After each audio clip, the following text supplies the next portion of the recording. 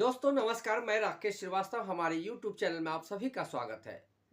उड़ीसा के भुवनेश्वर में Kalinga institute of industrial technology संस्थान चलता है और इस संस्थान में देश से ही नहीं बल्कि विदेशों से भी बड़ी संख्या में छात्र पढ़ने आते हैं। लेकिन रविवार की शाम इस संस्थान में जो कुछ हुआ उसने पूरे देश को न केवल शर्मसार किया है बल्कि इसकी वजह से दो देशों के बीच टकराव की स्थिति भी पैदा हो गई है।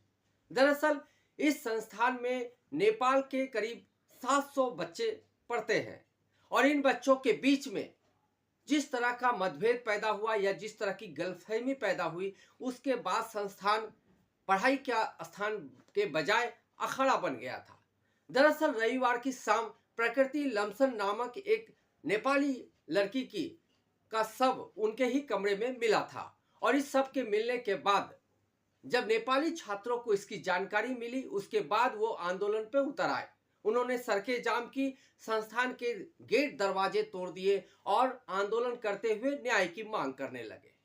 लेकिन इसे लेकर संस्थान का जो रुख सामने आया उसने सबको चौंका कर रख दिया। दरअसल संस्थान नेपाली छात्रों की बातों को सुनने की बजाय उनके खिलाफ ही खड़े हो गए और धमकाने लगे कि अगर आपको यहाँ पर नहीं रहना है तो आप यहाँ से जा सकते हैं। आखिरकार मामला इतना बिगड़ा कि 10 घंटे की बातचीत के बावजूद जब छात्रों के साथ कोई सामंजस्य नहीं बैठा तो छात्रों को हॉस्टल खाली करने की परमिशन दे दी गई और हॉस्टल खाली करने के लिए उन्हें जबरन जो संस्थान की बसें हैं उसमें बिठाकर कटक रेलवे स्टेशन पहुंचा दिया गया ताकि वो अपने नेपाल घर चले जाए। लेकिन इन छात्रों के पास न पैसे थे, न ही उनके पास टिकट थे और न ही खाने के लिए सामान था। ऐसे में ये छात्र नेपाल कैसे जाते, ये बड़ा सवाल था। लेकिन ये बवाल जब चल रहा था, इसी दौरान ये खबर काठमांडू तक पहुंच गई। काठमांडू पहुंचने के बाद वहां के नेपाल के प्रधानमंत्री ओपी शर्मा ओली ने इस मामले में हस्तक्षेप किया और भारतीय जो उच्चायुक्त है उनसे संपर्क करके इस मामले में दखल देने की मांग की। इसके बाद ये मामला पूरे देश में फैल गया कि आखिर कलिंगा इंस्टीट्यूट टेक्नोलॉजी में आखिर हुआ क्या। तो बाद में ये समझ में आया कि प्रकृति लमसम नामक एक युवती रविवार शाम को संस्थान की तरफ से आयोजित फेस्ट में शामिल होने के लिए गई थी। इस फेस्ट में शामिल होने से पहले उसने अपनी मां से भी बात की थी, तब तक वो सामान्य नजर आ रही थी। लेकिन अगली सुबह ये पता चलता है कि प्रकृति लमसन अपने कमरे में सुसाइड कर चुकी है। सवाल ये उठा कि आखिर प्रकृति ने अचानक से सुसाइड का ये कदम क्यों उठाया और संस्थान का जिस तरह का रुख इसके बाद हुए आंदोलन को लेकर रहा, उसने भी कई सवाल खड़े कर दिए कि आखिर संस्थान ने नेपाली छात्रों की बात सुनने की बजाय उनके खिलाफ खड़े होकर क्यों उनको ही हॉस्टल से अपनी सामान समेटने के आदेश दे दिए गए। इतना ही नहीं, इस मामले में एक महिला अधिकारी और एक पुरुष अधिकारी जो संस्थान में कार्यरत है, उन्होंने जो नेपाली छात्रों को लेकर कहा उसने भी सोशल मीडिया पर वो काफी वायरल हुआ और उसे लेकर भी बवाल मचा। दरअसल महिला अधिकारी ने विद्यार्थियों से कहा कि अगर आपको यहाँ सुरक्षा महसूस नहीं होती है तो आप कहीं भी जा सकते हैं जहां आपको सुरक्षा लगता है, लेकिन हमारे संस्थान के जो संस्थापक हैं उनका अपमान नहीं करें क्योंकि वो 40,000 बच्चों को मुफ्त में खाना देते हैं और आपके देश का बजट भी इतना नहीं होगा। ये जो बयान बाहर निकल कर आया उसके बाद ये बवाल और बढ़ गया। फिलहाल इस मामले में भुवनेश्वर में केस दर्ज हो गया है और इस मामले में जब ओपी शर्मा कोली की दखलंदाजी हुई उसके बाद 5 लोगों को गिरफ्तार किया गया है, जिनमें संस्थान के 3 डायरेक्टर और 2 सिक्योरिटी गार्ड हैं। वो सिक्योरिटी गार्ड जिन्होंने छात्रों के साथ मारपीट की थी और उसके बाद इन छात्रों को रोकने का प्रयास किया था। इस तरह से 5 लोगों को गिरफ्तार किया गया है। वहीं राज्य सरकार ने इस मामले की गंभीरता को देखते हुए high level fact finding committee की स्थापना कर दी है ताकि वो इस मामले में प्रकृति लमसम की हत्या कैसे हुई, की मौत कैसे हुई और उसके बाद जो छात्रों के साथ हुआ उस घटना में किन लोगों की सहभागिता रही है, ये दोनों मामले की जांच की जाएगी और जांच रिपोर्ट सामने आने के बाद आगे की कार्रवाई होगी। लेकिन इस मामले का सबसे अलग पहलू या दिलचस्प पहलू ये है कि प्रकृति लमसन की आत्महत्या के पीछे प्रेम संबंध बताया जा रहा है। कहा जा रहा है कि अद्वैत श्रीवास्तव नाम का एक युवक इसी संस्थान में उसके साथ पढ़ता था और वो कभी उसका बॉयफ्रेंड रह चुका है और अद्वैत श्रीवास्तव लगातार उसे परेशान करता था, उसे हैरेस करता था। और खबर तो ये भी आ रही है कि अद्वैत श्रीवास्तव उसे ब्लैकमेल करता था। इसी ब्लैकमेलिंग से तंग आकर आखिरकार प्रकृति ने आत्महत्या कर ली। संस्थान भी इसी तरफ इशारा कर रहा है कि प्रकृति की आत्महत्या के पीछे प्रेम प्रकरण का मामला हो सकता है।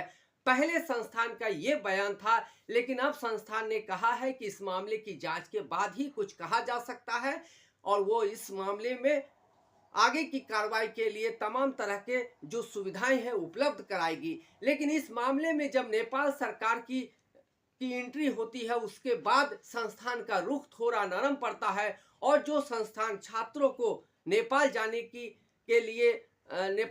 के लिए उकसाते हैं, वही संस्थान एक बयान जारी करके कहता है कि नेपाली छात्रों के साथ उनकी संवेदनाएं जुड़ी है। वो इस मामले में जो भी गलती की है या जिन लोगों की भी भूमिका रही है उनके खिलाफ कार्रवाई की जाएगी। तो अब संस्थान ने भी अपना रुख नरम कर लिया है।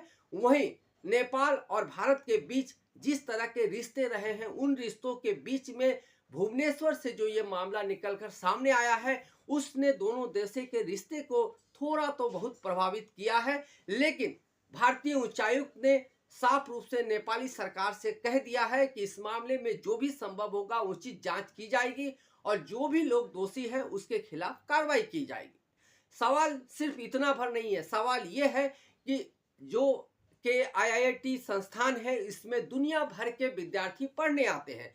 खास करके नेपाल से आने वाले विद्यार्थियों की संख्या यहाँ कुछ ज़्यादा ही है। करीब 700 के करीब विद्यार्थी यहाँ पढ़ते हैं और इन नेपाली छात्रों के सामने सबसे बड़ा सवाल ये रहता है कि यहाँ रहते हुए उन्हें अपनी सुरक्षा, अपने रहने की व्यवस्था और तमाम तरह की चीज़ों से उन्हें गुजरना पड़ता है। लेकिन इसी बीच जिस तरह का संस्थान का रुख रहा और इस मामले में जिस तरह से प्रकृति लम्सन की संदिग्ध परिस्थितियों में मौत हो गई, उसने जरूर संस्थान की जो व्यवस्था है या संस्थान की जो विश्व व्यापकता है उस पे सवाल खड़े कर दिए हैं कि आखिर एक वैश्विक संस्थान में इस तरह की घटना कैसे हो गई और आखिर इस मामले को लेकर जिस तरह का रुख बाद में संस्थान के प्रबंधन की तरफ से सामने आया, उसने लोगों को जरूर चौंका कर रख दिया है कि आखिर इस मामले को इस तरह से लंबा खींचने क्यों दिया गया। छात्रों ने अगर आंदोलन किया, उन्होंने न्याय की मांग की, तो उनके खिलाफ संस्थान आक्रामक क्यों हो गई? क्यों छात्रों को वापस घर जाने के लिए कहा गया?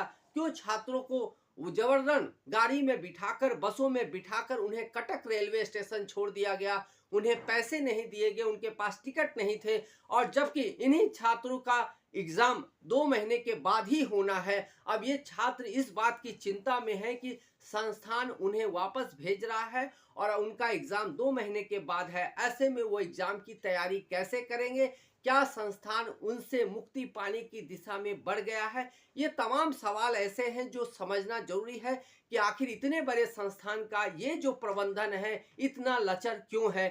एक छात्रा की मौत होती है और इस मौत के मामले में जिस तरह की संवेदनशीलता संस्थान की तरफ से दिखाई जानी चाहिए थी, वो न दिखाने के बजाय जो इस मामले में छात्रों द्वारा न्याय की मांग की जा रही थी, उसके खिलाफ संस्थान जब खड़ी हो जाती है तो सवाल ये उठता है कि आखिर संस्थान किनके साथ खड़ी है? क्या जो वहां पढ़ते हैं छात्र, उनकी सुरक्षा की जिम्मेदारी संस्थान की नहीं है?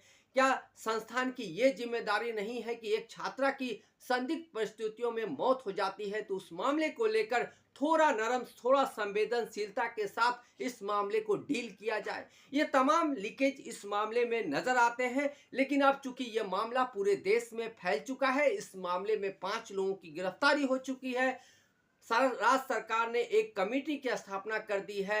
ऐसे में आने वाले दिनों में ये जरूर साफ हो जाएगा कि आखिर प्रकृति लम्सन की हत्या, मौत कैसे हुई और इसके बाद छात्रों के आंदोलन को किस तरह से दबाने की या कुचलने की कोशिश की गई और इसमें किन लोगों का समर्थन हासिल था। ये तमाम जरूरी बातें रिपोर्ट के बाद सामने आएगी। उसके बाद राज्य सरकार की तरफ से जो कार्रवाई की जाएगी वो भी देखना दिलचस्प होगा। लेकिन इस पूरे प्रकरण से 2 चीजें निकलकर जरूर सामने आई। एक तो भारत और नेपाल के रिश्ते जो पहले से ही बेहतर रहे हैं उसमें थोड़ी तल्खी जरूर आ गई है, क्योंकि एक देश के प्रधानमंत्री को इस मामले में दखल देना पड़ा और दूसरी तरफ एक संस्थान जो विश्वव्यापी संस्थान है, इंटरनेशनल संस्थान है, उसकी जो सर्वोच्चता है या उसकी जो प्रतिष्ठा है उस पे जरूर आँच आई है। आज के लिए बस इतना ही। अगर आप हमारे श्रोता हैं तो आप हमें जरूर लाइक और सब्सक्राइब करें।